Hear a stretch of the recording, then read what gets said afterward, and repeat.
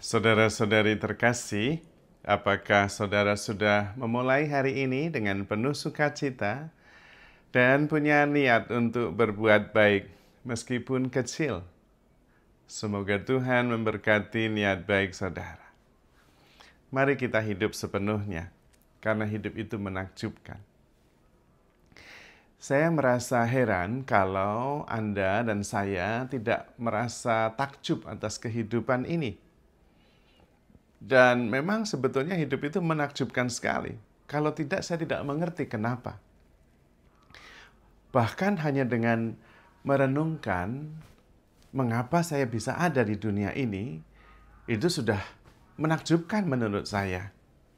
Bagaimana saya bisa hidup, kemudian bertumbuh dan menjadi seperti sekarang ini, menikmati suara, penglihatan, pemandangan yang indah, menikmati makanan yang lezat. Itu kalau dipertanyakan mengapa dan bagaimana itu bisa terjadi, kita sudah takjub. Merenungkan bagaimana kita bisa eksis di dunia ini, padahal dunia ini berevolusi miliaran tahun supaya bisa dihuni oleh manusia. Dan kenapa yang hadir ya Anda dan saya ini, yang hanya mungkin 70 atau 80 tahun, itu seperti sebuah kilat saja. Seperti menjentikkan jari, langsung hilang kehidupan kita.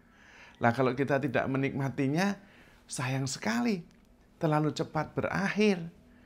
Padahal bumi ini berevolusi 4,5 miliar tahun supaya bisa dihuni oleh manusia.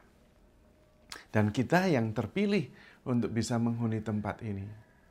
Tempat lain tidak bisa dihuni sampai sekarang, minimum oleh manusia. Atau belum ketemu paling tidak, sesudah berusaha sekian lama. Maka dengan mengalami sadar akan hal ini saja, wow, menurut saya itu sudah luar biasa. Meskipun begitu singkat hidup kita, tetapi kita bisa mengalami ini semua. Saya sendiri merasa kita nanti dalam waktu singkat akan berakhir, tetapi berakhirnya mestinya elegan. Bukan kemudian menderita. Kalau kemudian sesudah melakukan banyak hal, menikmati segalanya, kemudian berakhir dengan sakit, lalu tidak berdaya, dan kemudian meninggal, waduh sayang sekali. Hanya sangat singkat, tetapi kita tidak bisa meninggalkan dunia ini dengan elegan. Tentu kemudian seluruh hidup kita nggak ada artinya, termasuk segala usaha Anda, menciptakan ini, menciptakan itu, menikmati ini dan itu, kalau hanya berakhir seperti itu. Padahal hidup itu begitu menakjubkan. Mestinya kita meninggalkan dunia ini dan masuk ke dalam keabadian yang lebih sempurna, lebih utuh, lebih membahagiakan. Caranya bagaimana? Kita sejak di dunia menyatukan diri dengan Sang Pencipta. Dan Tuhan sudah datang untuk menebus kita dari kematian, supaya kita bisa bersatu dengan Tuhan. Dan kalau kita bersatu dengan Tuhan, maka kita kemudian akan bersatu dengan keabadian. Hidup kekal. Kemudian nanti kematian itu menjadi proses penyatuan penuh dan utuh dalam kesempurnaan kekekalan bersama dengan Tuhan. Nah, proses di dunia ini kemudian juga menjadi sangat menyenangkan. Dilepaskan dari kekhawatiran dan ketakutan. Sehingga kita menyadari bahwa di dalam diri kita ada Tuhan sendiri. Kitalah bait Roh Kudus. Sehingga suatu ketika kita bisa seperti Rasul Paulus, aku hidup, tetapi bukan aku lagi yang hidup, melainkan Kristus yang hidup di dalam diriku. Latihan kita adalah menyadari bahwa di dalam diri kita adalah Kristus yang hidup. Caranya bagaimana? Dengan menyangkal diri.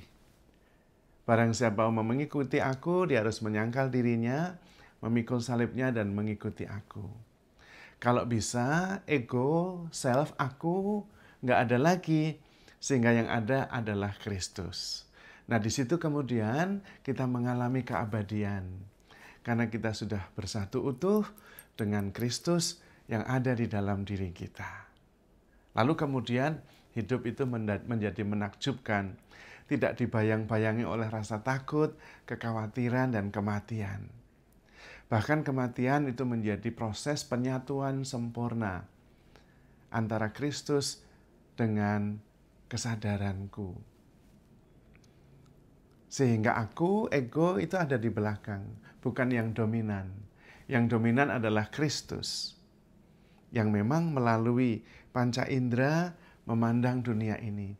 Kristus melalui pikiran kita memikirkan yang baik dan benar dan mulia.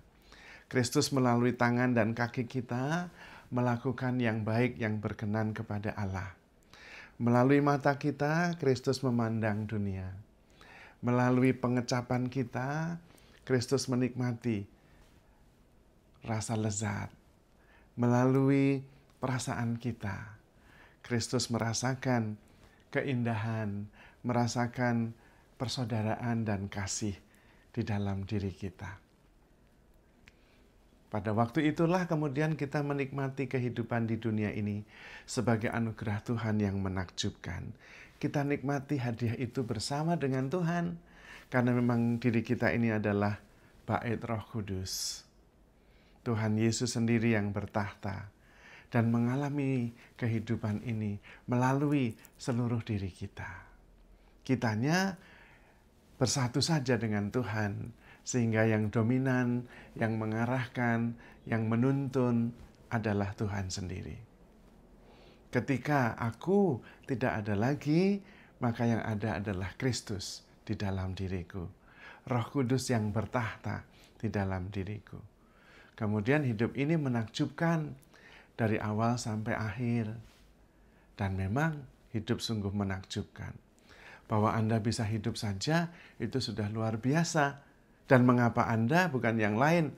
Wow, itu adalah sebuah misteri yang hanya bisa kita syukuri.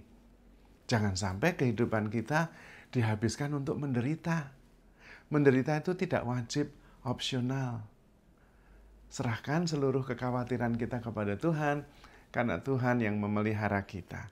Dan biarkan Tuhan yang memimpin kita hidup di dalam diri kita. Jangan terlalu banyak berpikir. Shifting from thinking to experiencing. Experience saja. Mengalami sepenuh hati. Karena lewat pengalaman itulah Tuhan hadir dan mengalami kehidupan ini.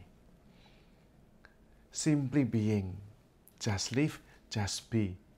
Tidak usah merencanakan apa-apa, tidak usah menginginkan apa-apa, tetapi mengalami, hadir sepenuhnya, dan mensyukuri saja setiap pengalaman. Dan menyadari bahwa di dalam pengalaman itu, Tuhan yang mengalami lewat diri kita. Sehingga yang ada adalah Tuhan yang sudah wafat, tetapi bangkit dan hidup abadi. Sehingga ketika kita bersatu dengan Tuhan, Tuhan yang hidup di dalam diriku, maka kemudian kehidupan ini menjadi sangat menakjubkan. Jadi saudara-saudari terkasih, handle yourself with care. Enjoy your life. Hidup itu menakjubkan. Tuhan memberkati.